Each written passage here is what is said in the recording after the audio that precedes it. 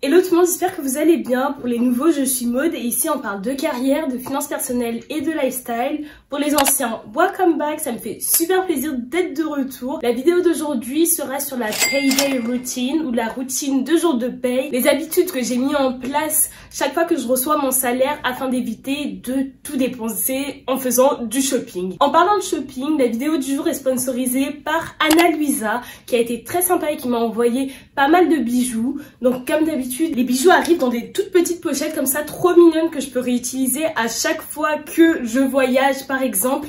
Elles arrivent aussi très rapidement, en une semaine c'est bon, elles sont livrées. J'ai choisi 3 paires de boucles d'oreilles que je vais chacune offrir parce que les fêtes arrivent et justement je me suis dit c'est l'occasion de faire plaisir autour de moi. D'abord il y a la paire de boucles d'oreilles d'Obi, ce sont des boucles d'oreilles trempées dans de l'or 14 carats avec une pierre qui pend en aventurine. Elles sont vraiment très jolies, très élégantes et elles ont même le collier qui va avec. Personnellement je les avais déjà choisies mais donc là c'est pour les offrir et je les trouve très belles et qui rajoutent une touche très colorée au look et j'aime beaucoup. Ensuite les deuxièmes boucles d'oreilles que j'ai choisies, ce sont des toutes petites créoles, ce sont des boucles d'oreilles Suzanne, donc elles sont dorées. Elles existent également dans le format argenté, donc ce sont des toutes petites créoles mais ornées de petites pierres très jolies et qui rajoutent un côté encore plus sophistiqué et qui fait que ces boucles d'oreilles qui sont initialement plutôt simples deviennent très brillantes, très élégantes et très jolies. Et enfin j'ai choisi les boucles d'oreilles Ellie Silver, pareil ce sont des petites créoles plutôt simples, ornées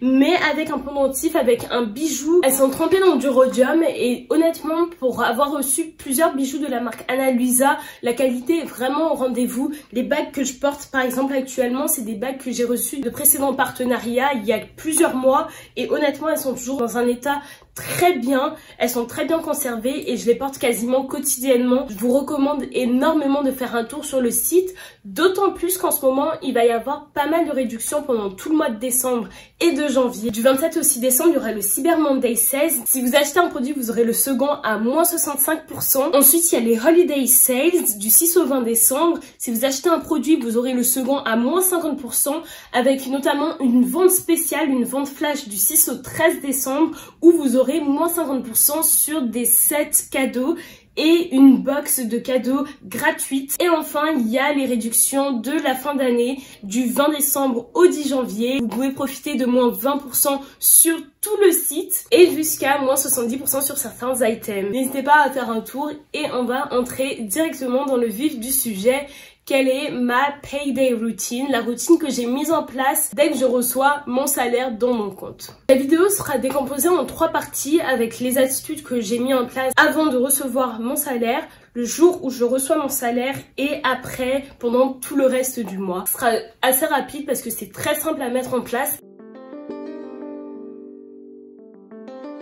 Donc d'abord, en amont, avant de recevoir sa paye, il faut absolument avoir un compte d'épargne séparé de votre compte courant. Donc ça, c'est un des éléments que j'ai expliqué dans une de mes précédentes vidéos, les 5 erreurs dans la gestion de mes finances personnelles, où j'expliquais qu'il faut absolument avoir un compte d'épargne complètement distinct de votre compte courant sur lequel vous pouvez mettre toute votre épargne. Ça peut être tout et n'importe quoi, le livret A, le livret jeune, le livret de développement durable, le livret d'épargne populaire, peu importe ce que c'est, tant que c'est quelque chose qui est séparé de votre compte courant et dans lequel vous ne pouvez pas venir piocher très facilement et dans lequel ce n'est pas là où votre salaire tombe et tous vos prélèvements vont tomber. Donc il faut vraiment que ce soit distinct et que vous puissiez avoir cette séparation entre le compte courant où vous effectuez vos dépenses quotidiennes et votre compte d'épargne où vous ne retirez de l'argent que dans des cas prévus en amont, bien avant et que vous ne venez pas piocher au fur et à mesure. Ensuite, les bonnes attitudes à avoir un peu avant de recevoir sa paye, c'est d'analyser les dépenses qu'on a effectuées tout au long du mois précédent.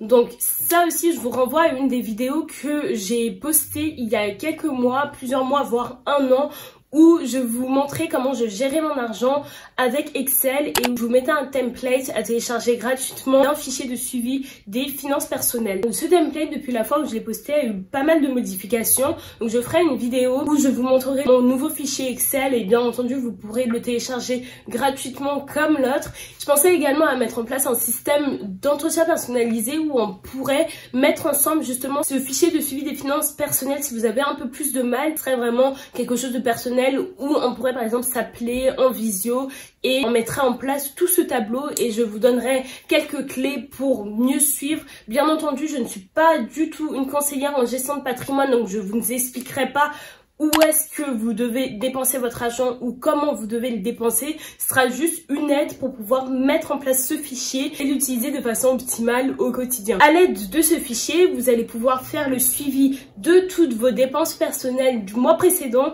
et essayer de comprendre où est-ce que vous avez dépensé, comment vous avez dépensé, est-ce que vous avez dépassé votre budget sur certains centres de coûts ou d'autres où vous avez beaucoup moins dépensé. Et ça va vous permettre justement de passer à l'étape suivante qui est la préparation de votre budget pour le mois d'après. Personnellement, moi j'aime bien faire mes budgets peut-être 3 mois à l'avance, donc je les étale en fait sur 3 mois. Par exemple là on est fin novembre, donc je vais faire celui de décembre, janvier, février. Et je l'adapte au fur et à mesure, quelques jours avant de recevoir ma paie, parce que bien entendu, des choses que j'avais prévues il y a 3 mois ne vont peut-être pas avoir lieu, je ne les aurais peut-être pas bien budgétées. Peu de temps avant de recevoir la paie, c'est le moment justement de s'assurer que tout ce qu'on avait budgété auparavant tient toujours la route et comment faire en sorte d'adapter le plus possible notre budget à la réalité. Bien entendu, c'est normal, on ne pourra pas dépenser exactement au centime près tout ce qu'on a prévu, mais c'est juste histoire d'avoir une vision d'ensemble, un chemin à suivre. L'idée est de ne pas commencer le mois complètement perdu sur nos dépenses. À la réception du salaire, il faut épargner immédiatement ce que vous aviez prévu pour l'épargne. Certains vont expliquer qu'il faut automatiser cette dépense. Premier du mois, vous mettez un virement automatique. Personnellement, ce n'est pas quelque chose que je m'applique parce que en fonction d'un mois à l'autre, je ne vais pas forcément économiser le même montant.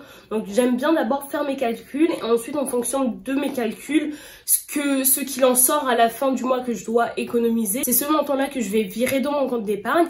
Mais si vous, ça vous va d'avoir un montant fixe à épargner tous les mois, mettez en place ce virement automatique, comme ça vous n'aurez pas du tout à y penser, ça va partir dans votre compte d'épargne, ce sera fait tous les mois automatiquement et voilà, pas de souci à ce niveau-là.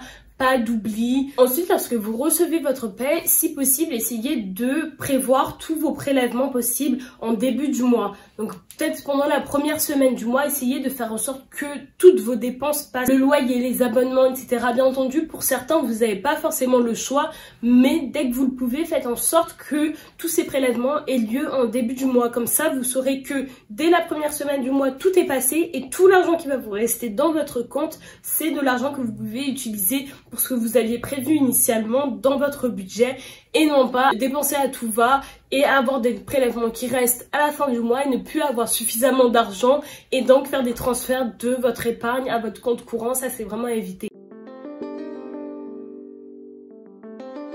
Enfin, à la réception de votre paye et une fois que vous avez épargné votre argent, essayez de faire un suivi de votre compte d'épargne. Donc de voir quels sont les objectifs que vous étiez fixés et est-ce que vous les avez atteints ou non. Admettons que vous vous êtes dit, bon bah à la fin de l'année, je veux avoir épargné 1000 €.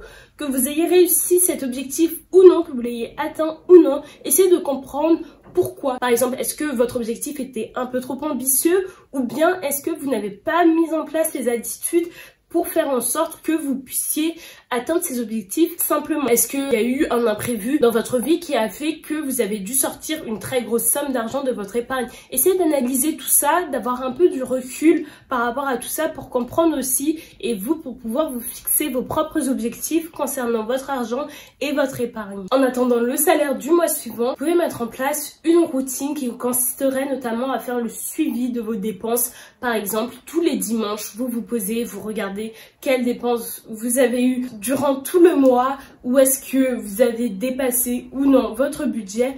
Et en fonction de tout cela, vous pouvez adapter votre budget. Par exemple, vous avez alloué 100 € pour les restaurants de ce mois-ci, mais vous en avez dépensé que 30. Une fois que la fin du mois approche, vous pouvez vous dire, les 70 € qui restent, je peux soit les allouer pour autre chose, par exemple pour du shopping, ou bien je peux les épargner. C'est à vous de voir, d'adapter et de juger ce qui est le mieux pour vous et pour votre épargne et pour votre budget. Donc voilà, c'était une vidéo super rapide sur les choses que je mets en place lorsque je reçois ma paye, donc le jour de paye, la routine de jour de paye. Ça devient vraiment très mécanique une fois que c'est mis en place. Même si au départ ça peut sembler un peu rébarbatif de se dire oh là là c'est chiant de suivre tout le temps toutes ces dépenses etc.